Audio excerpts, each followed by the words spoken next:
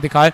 Du Plessis के लिए यहाँ पर गेंदबाजी लगातार ग्रीन की ओर से, बल्लेबाज ने स्कूप करना चाहा, किनारा लगा, हवा में वो खिलाड़ी स्कूप शॉट मारता हुआ आउट हो गया है। ऑस्टम के बाहर आ खड़े हो गए। 118 की गति की गेंद, फुल लेंथ गेंद थी, ऑस्टम के बाहर थी। बल्लेबाज आगे झुककर घुटना टेक कर पीछे की तरफ फाइनले की दिशा में चौका छक्का मारना चाहते थे, लेकिन किनारा नहीं लग पाया सही तरीके से, बल्ले का बीचों बीच का हिस्सा नहीं मिल पाया।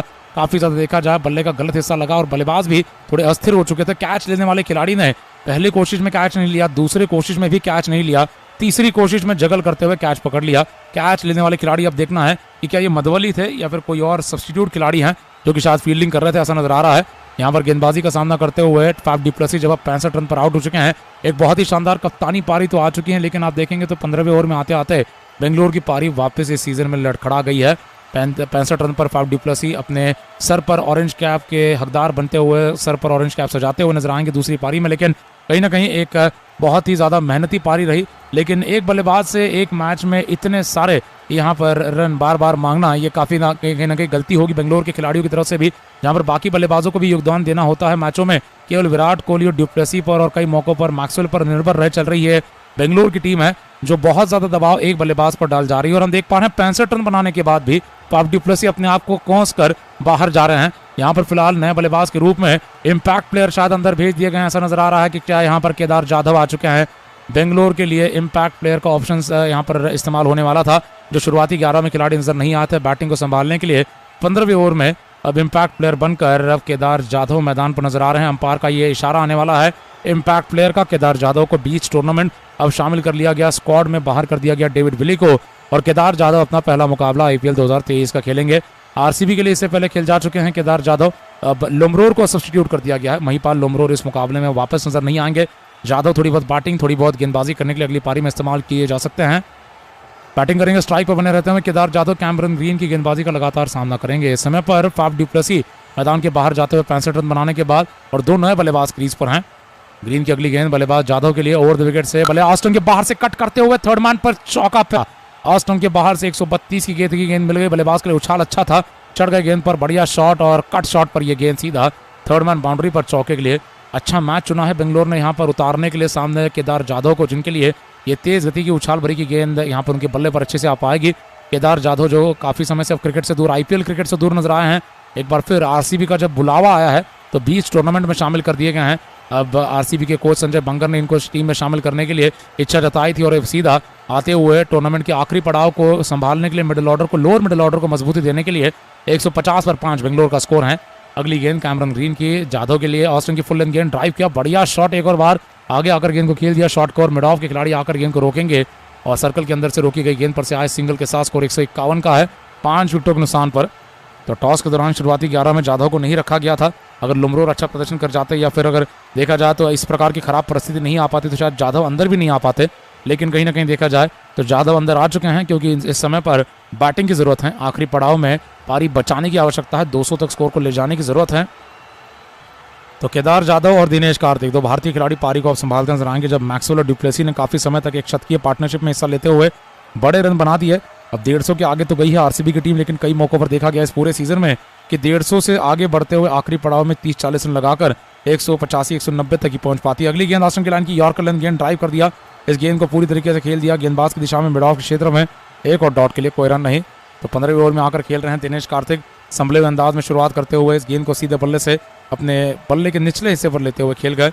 इस पर से आए एक डॉट बॉल के साथ ग्रीन वापस अपने रनअप पर जाते हुए, ग्रीन जिन्होंने पावर प्ले में रन दिए, लेकिन पावर प्ले के बाद आने के बाद सीधा विकेट निकाल दिया फाफ डु प्लेसिस का।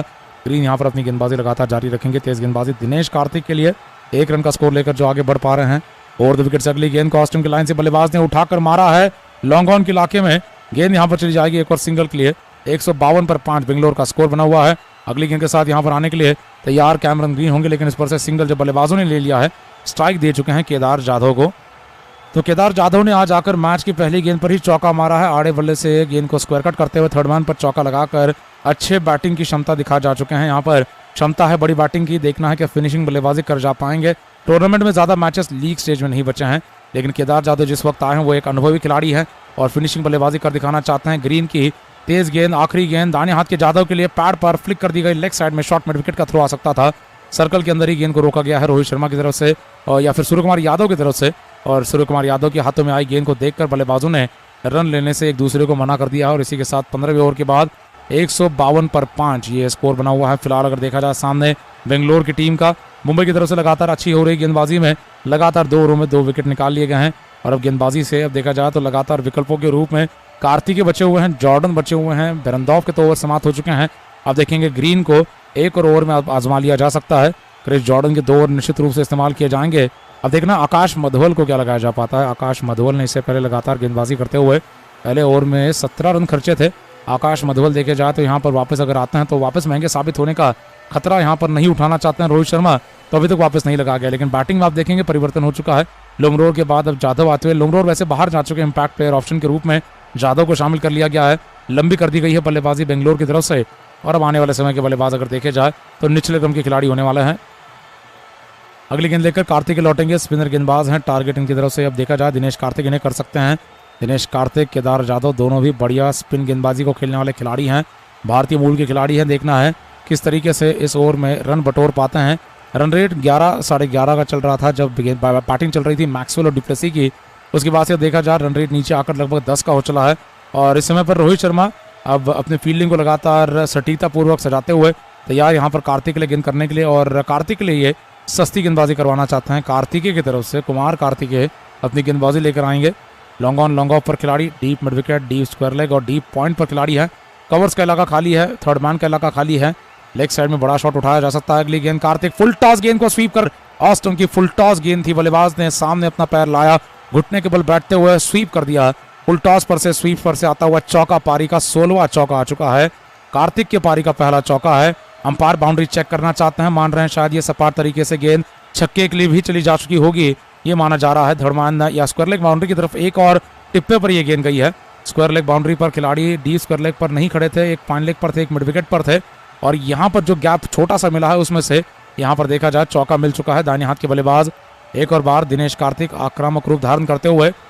इस पूरे सीजन में कार्तिक ने केवल 4 छक्के मारे थे और 4 छक्के मारने के अलावा 9 चौके लगाए थे इस मैच से पहले। अब ये 10वां चौका इस सीजन का आता हुआ, तो निश्चित रूप से उतने अच्छे फॉर्म में नहीं है, बैटिंग से भी नहीं है और कीपिंग के दौरान भी कई मौकों पर खराब विकेट कीपिंग करते नजर आए। लेकिन आज इस मुकाबले में अगली गेंद को आड़े बल्ले से पुल करते हुए डीप मिड विकेट के इलाके में खिलाड़ी तैनात और इस बार गेंद को रोक जाएंगे। एक टिप्पे पर टिम डेविड का थ्रो आता हुआ वापस गेंदबाज की दिशा में, विकेट कीपर की दिशा में सिंगल पूरा हो चुका है। जब ओवर के पहले गेंद पर चौका आ जा चुका है, बल्लेबाजों पर से दबाव काफी हद तक हट जाएगा। भागदौड़ कर भी इस ओवर को एक बड़ा ओवर बनाया जा सकता है। और साथ ही में केदार जाधव हैं तैयार बड़ा शॉट लगाने के लिए, लॉन्ग ऑन की दिशा में, मिड विकेट की दिशा में, ये भी बड़े शॉट लगा सकते हैं। देखना है इनके लिए गेंद की लाइन किस प्रकार से रहती है। क्या मुंबई ने केदार जाधव के लिए तैयारी की है, यहाँ पर यह सवाल बना रहता है। केदार जाधव भी बढ़िया स्पिन गेंदबाज को खेलने वाले खिलाड़ी हैं। कार्तिक की अगली गेंद पर जाधव ने मिडिल इलेक्शन की लाइन से गेंद को फ्लिक करते हुए खेला है सीधा स्क्वायर लेग पर, एक और सिंगल के लिए। सिंगल की मदद से स्कोर आगे बढ़कर 158 का 5 विकेटों के नुकसान पर 16वें ओवर में हो रही गेंदबाजी है, जो कि यहाँ पर कुमार कार्तिक संभालते हुए गेंदबाजी लगातार होती रहेगी। ओवर द विकेट से दिनेश कार्तिक वापस स्ट्राइक पर आते हुए, और पिछले गेंद पर जहां छक्का नहीं आ पाया था, देखना है कि अगली गेंद पर वो कसर पूरी कर पाएंगे। हर ओवर में कम से कम 10 से 12 रनों की आवश्यकता आखिरी पड़ाव में आते हुए। अगली गेंद लेकर लौटेंगे कुमार कार्तिक, अब अराउंड द विकेट से आना चाहते हैं। दाहिने हाथ के बल्लेबाज दिनेश कार्तिक के लिए अराउंड द विकेट से दिशा बदलकर बाहर की ओर गेंद निकालना चाहते हैं बिना स्लिप के साथ। इस ओवर की अगली गेंद कार्तिक के लिए ऑस्टन की लाइन से गेंद को स्वीप कर दिया गया, करना चाहते थे, माफ कीजिएगा, ये पैड पर लगी गेंद है और सामने ही गिर चुकी है।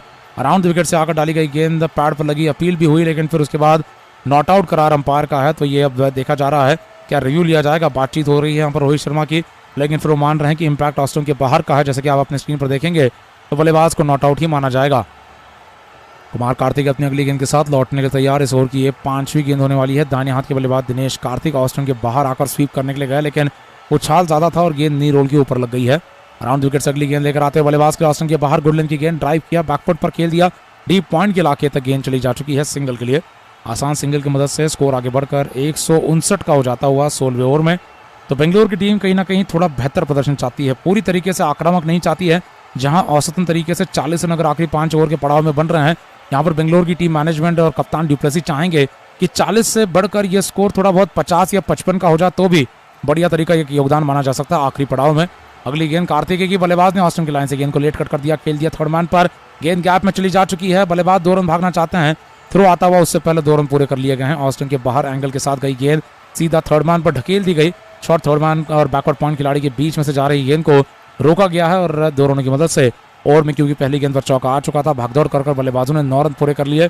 तो ज़्यादा बुरा ओवर नहीं है, लेकिन बहुत खतरनाक ओवर भी नहीं है, जहां पर बेंगलोर की टीम अग्रसर थी 220 रनों तक, जब तक मैक्सवेल और ड्यूप्लेसी बैटिंग कर रहे थे। और मैक्सवेल और ड्यूप्लेसी की बैटिंग की मेल खाती हुई बल्लेबाजी करने के लिए कोई बल्लेबाज मिडिल ऑर्डर से या लोअर मिडिल ऑर्डर से